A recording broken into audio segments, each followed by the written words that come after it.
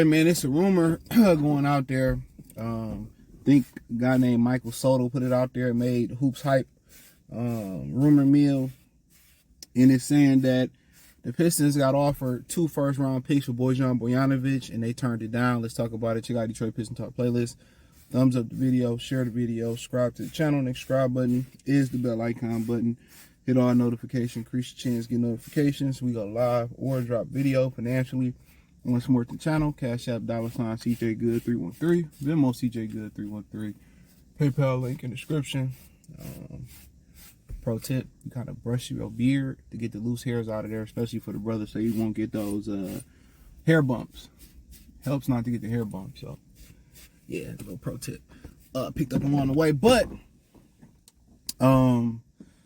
so yeah, remember last year they were saying the asking price for Bojan Bogdanovic was 2 first-round picks. Apparently somebody gave it to him. More likely it probably was late first-round picks, or was going to be late first-round picks. And it's, also digged a little bit deeper.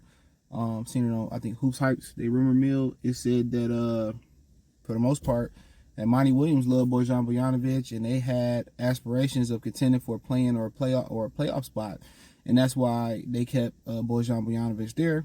Troy Weaver, I'm pretty sure liked him.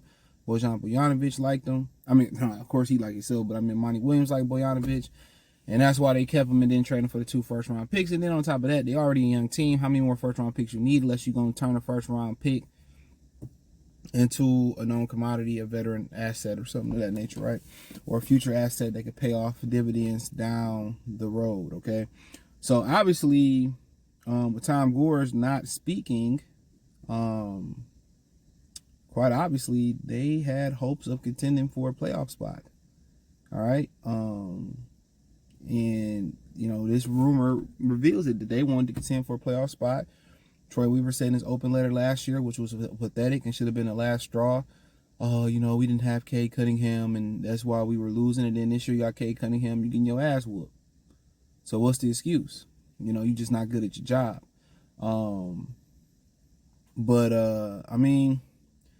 People were practically saying they should trade Bogdanovic. I wasn't mad for them trying to keep him. I thought they would have. Right now, they actually need him. You know what I'm saying?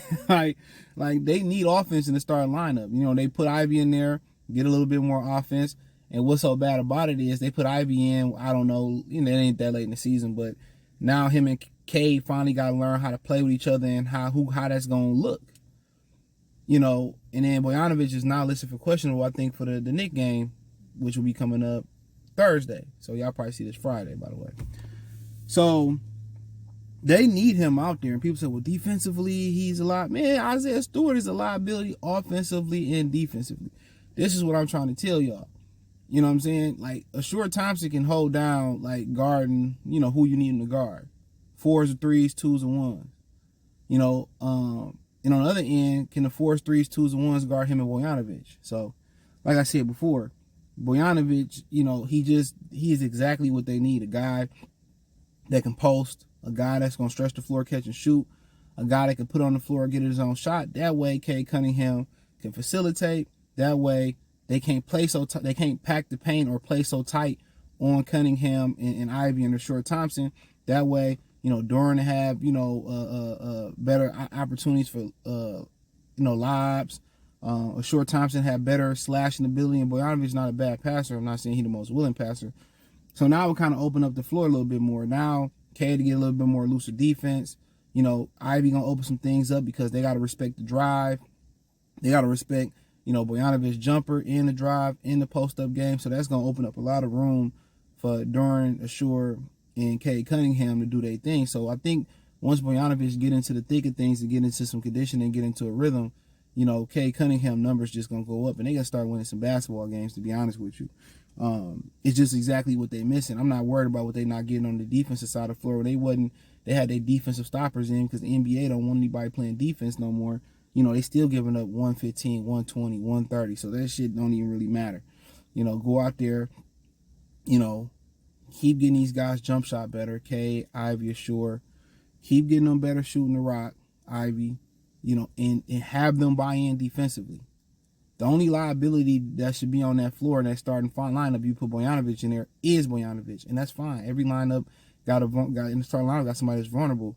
offensively and more likely defensively. So it's just about getting them to buy in, getting them to stay healthy, getting them to buy in defensively and offensively. They're gonna figure that out. So, you know, at the end of the day, I was probably one of the few people lobbying for them to keep Bogdanovich. Now, I'm not saying if I'd have got 2 first-round picks, I wouldn't have did it. But my thing is, you got enough first-round picks. You got Ivy, you got Duren, you got Cade, you got Sasser.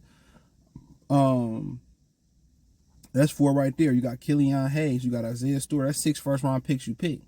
I think Bagley was the number 2 overall pick. Wiseman was the number 2 overall pick.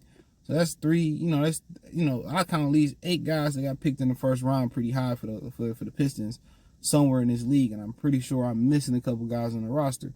So them first round, only way I trade them for 2 first round picks if I was gonna parlay them into some type of assets or known commodities that I need. But once again, what other thing that hurt the Pistons that nobody talking about, and I don't know, it's a little bit premature, is that how Joe Harris ain't doing shit. Like, dude, like he on his Chandler Parsons, like he on his last leg in this league, because he should have been able to get in that starting lineup. Now, he ain't as good as putting the ball on the ground and posting up as Bogdanovich, but he should have been able to get out there and stretch the floor for them, and he ain't did a jack crap out there.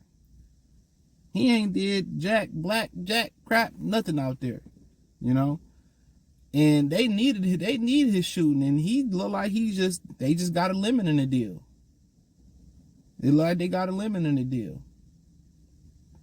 But, you know, only if I had a plan with them 2 first round picks, or I knew they was gonna be high first round picks, so be it. But I think they need the services of Bojan Bogdanovich more than they need the first round picks at this point. But like I said, if you was gonna turn them into something tangible and some veteran players that was gonna help you, or, you know, use it to, you know, what, I don't know, you know, if they're gonna turn into a first round pick, number 2 overall pick, or number 1 overall pick, then they, you know, do your thing. But yeah, you know, those people are gonna be upset with that. But you got enough first round picks on this team. You need veteran players, and now you got to start asking yourself. You got to start evaluating.